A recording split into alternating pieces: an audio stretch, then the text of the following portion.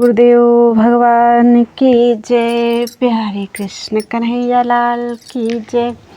श्री वामन पुराण 77वां अध्याय।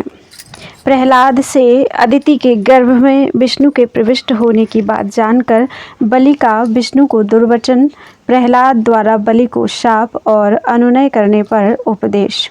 पुलस्त्य जी बोले, नारद जी, संसार के उत्पन्न करने वाले भगवान के वचनानुसार देव माता अदिति के गर्भ में वामन रूप में देव के स्थित हो जाने पर असुर निस्तेज हो गए। असुरों को निस्तेज देखकर दानवों में श्रेष्ठ बलि ने दानवेश्वर प्रहलाद से यह वचन कहा। बलि ने कहा, तात, आप यह बतलाने की कृपा करें कि दानव किस कारण से निस्तेज हो गए हैं। शुभ और अशुभ के जानने वाले आप महान ज्ञानी हैं।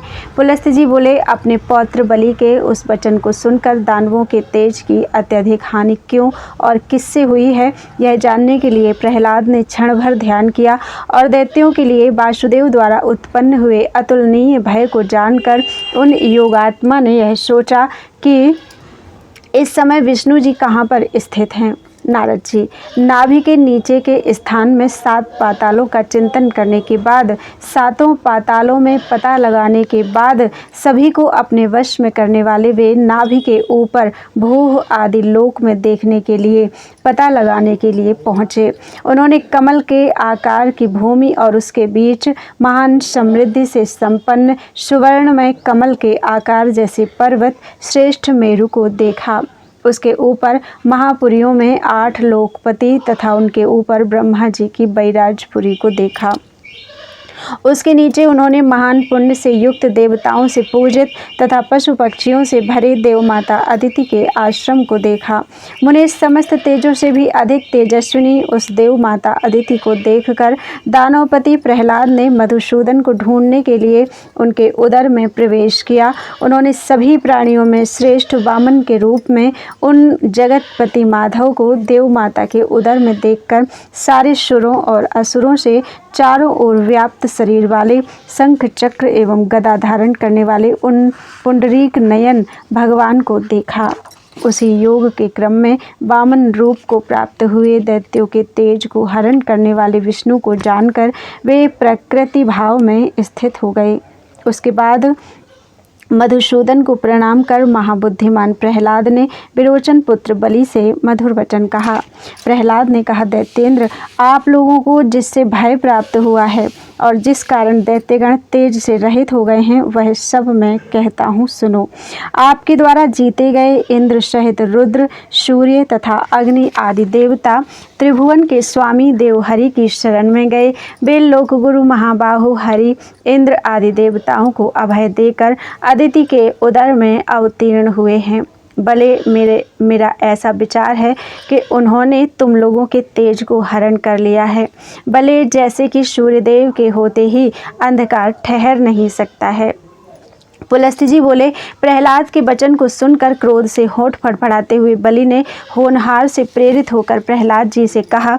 बलि ने कहा, तात, ये हरि कौन हैं जिनके कारण हमें भय प्राप्त हुआ है। हमारे पास वासुदेव से अधिक बलवान सैकड़ों दैत्य हैं। उन लोगों ने इंद्र सहित रुद्र, अग्नि तथा वायु आदि हजारों देवों को युद्ध में जीतकर उनके अहंकार को नष्ट किया एवं उन्हें स्वर्ग से खदेड़ दिया। वह बलशाली विप्रचित्ति मेरी सेना का अगुआ है, जिसने धावा बोलकर सूर्य के रथ से महान तीव्रगामी चक्र को खींच लिया था।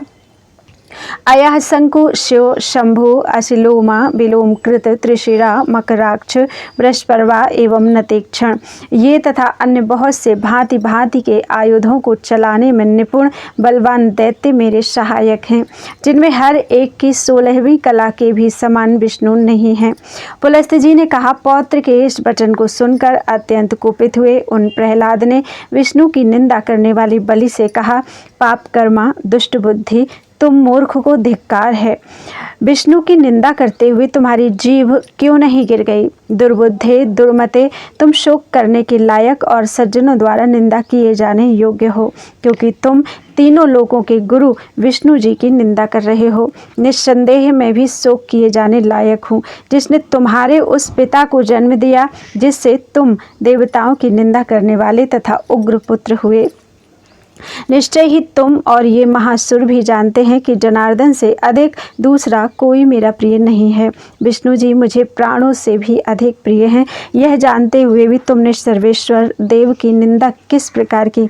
तुम्हारे पिता तुम्हारे लिए गुरु एवं पूजनीय हैं, उनका भी गुरु तथा पूजनीय मैं हूँ। लोक गुरु भगवान विष्णु मेरे भी पूजनीय और गुरु हैं।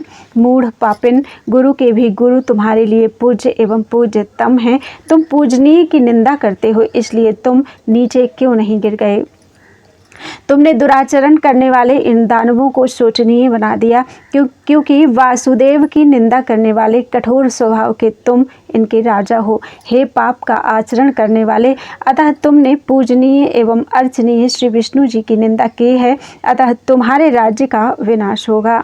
क्योंकि मन, कर्म एवं वाणी से मेरा केशव से अधिक दूसरा कोई प्रिय नहीं है, अतः राज्य से भ्रष्ट होकर तुम अधःपतित हो जाओ।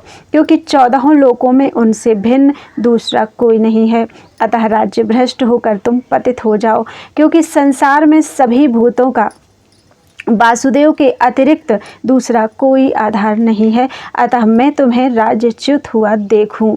पुलस्त जी बोले, ब्रह्मन, इस प्रकार कहे जाने पर बलशाली बलि शीघ्र ही आसन से नीचे उतरा और हाथ जोड़कर उसने सिर से झुककर प्रणाम कर कहा, गुरु मेरे ऊपर आप प्रसन्न हों।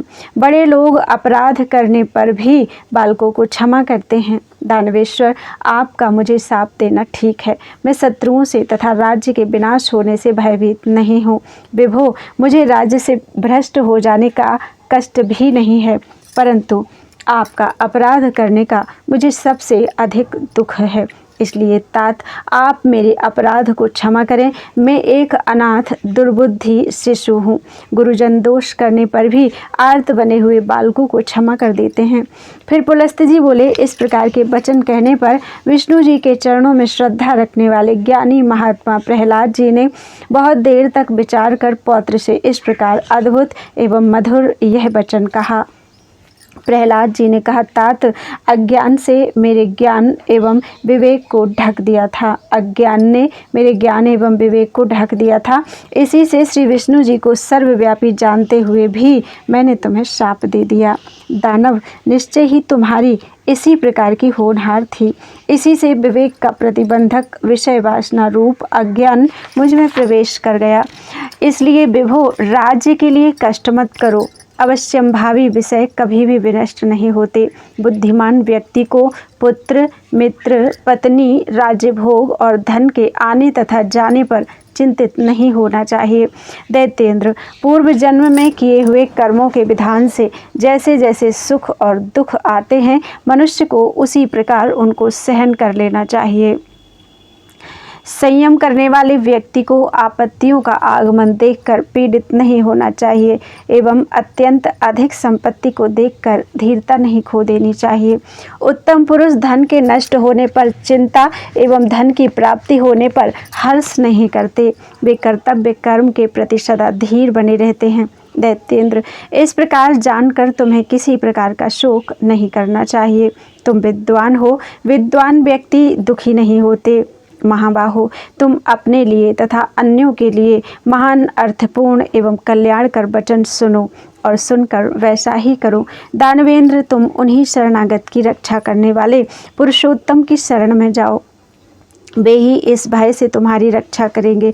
आदि, मध्य और अंत से हीन, चर और अचर के गुरु, संसार रूपी गर्त में गिरे हुओं के लिए हाथ का आश्रय देने वाले एवं सबके नियंता हरि विष्णु की शरण में जाने वाले मनुष्य निश्चय ही संसार में संतप्त नहीं होते। दानव श्रेष्ठ, अब तुम अपना मन उन्हीं में लगाकर उनके भक्त बनो। वे जनार्दन ही तुम्हारा कल्याण करेंगे। मैं भी पाप के विनाश के लिए ईश्वर की आराधना कर तीर्थ यात्रा करने जाऊंगा और पाप से विमुक्त होकर मैं वहां जाऊंगा जहां लोकपति अच्युत नरसिंह हैं। पुलस्त्य जी बोले, इस प्रकार बलि को आश्वासन देने के बाद महात्मा प्रहलाद ने योग के अधिपति विष्णु जी का स्मरण किया और दानव समूहों के पालकों से अनुमति लेकर तीर्थ यात्रा करने चले गए। इस प्रकार श्री वामन पुराण में 77वां अध्याय पूरा हुआ। बोलो वृंदावन बिहारी लाल की जय। तो त्वदीयं वस्तु गोविन्द तुभ्यमेव समर्पये तेन त्वदङ्घ्रिकमले रतिं मे यच्छ शाश्वतीम्।